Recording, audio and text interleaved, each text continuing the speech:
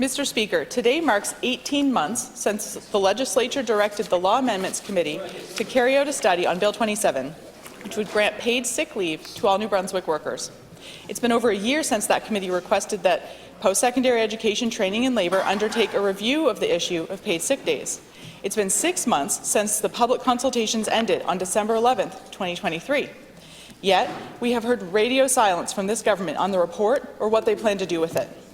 Paid sick days have many benefits, including reducing absenteeism and facilitating recruitment, and by improving morale and fostering retention. Will the Minister of Post-Secondary Education, Training and Labour bring a bill to give all New Brunswick workers access to paid sick leave this spring?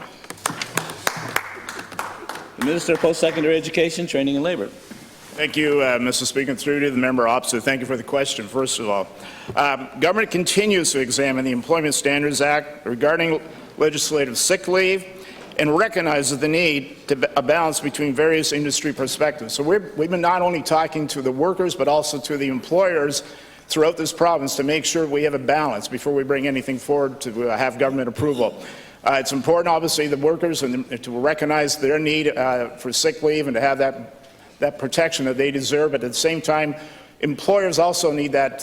You do not need government legislation in the workplace all the time with workers or with employers, because it's important that they have the opportunity to be competitive amongst themselves. In other words, they want to keep workers and they want to retain workers, because good workers especially are in short supply, as we all know. So this is one area that employers have that they can be competitive on to make sure those workers have the safeguards that they have in case of sickness in the workplace. Thank you, Minister.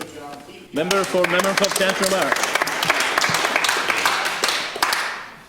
Mr. Speaker, I believe every single worker deserves the right to have a paid sick day, to have multiple paid sick days. And this government clearly has no plans to implement paid sick leave for all New Brunswick workers this spring.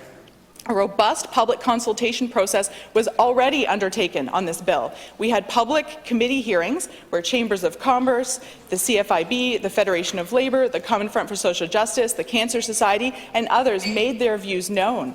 CFIB presented findings stating that over half of their members favoured some form of paid sick days. The bill even included provisions to create a fund to help employers with the transition to providing additional sick leave. In Public Accounts Committee earlier this year, the Deputy Minister told me that the stakeholder consultation report is complete. So when will the Minister of Petal release it? And if he won't, what is he trying to hide? Minister of Post-Secondary Education, Training and Labour. Thank you, Mr. Speaker. And to the member opposite, once again, here we go. We'll talk about it over and over and over, as we have on a number of occasions. Paid sick leave, obviously, like I mentioned, is a very, very important element, I think, in the workforce development in our province and through our country. Right off the top, I'll tell you that there are only 3 provinces in Canada that actually have it. We're amongst the majority. There are 7 provinces that do not have this legislation right now. Only 3 do. And those 3 aren't even in agreement. All 3 of them have totally different agreements within their workforce and how they develop. I've met with the CFIB. I sat down with them, okay? We've discussed it. I've met with the Common Front. We've sat down and discussed it. And yes, they have feelings. They also have feelings for the employer as well. They realize that the employer has a role to play in this, and government doesn't always have to put rules in place. Employers will make the right decisions for the right time, for the right reasons, and get the right results. And that's what we're really concerned about here, having the right results for the people in the workforce to make sure that they are protected when the time comes. So I thank you for that. The member for Memramcook-Tantramar.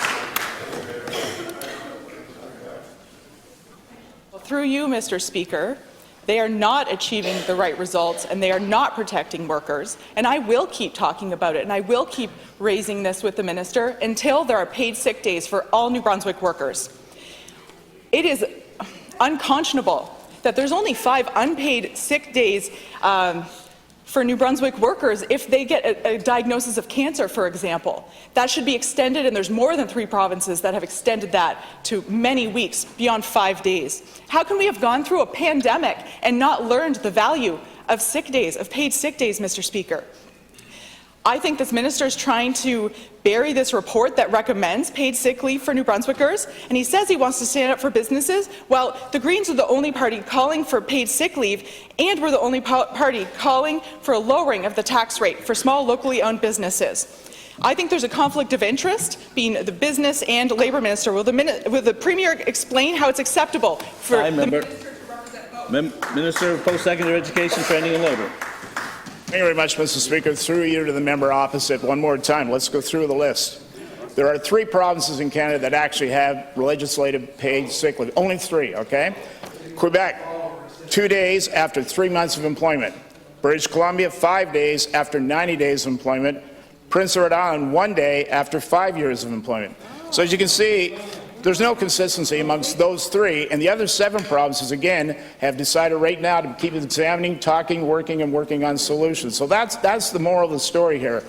The number of businesses that are affected by this are considerable. The number of employees are even larger, and it's important to have a balance between both, as I mentioned earlier. Look, this is something that we continue to discuss with our counterparts right across the country, including at a recent meeting that I had with all the Labour Ministers of Canada as early as April the 5th. We had that discussion, all of our Labour Ministers in Canada, with the Federal Minister chairing the meeting. But right now, that is where it stands. It's under review. We're working. Thank you, Minister. Deputy Lieutenant Cat.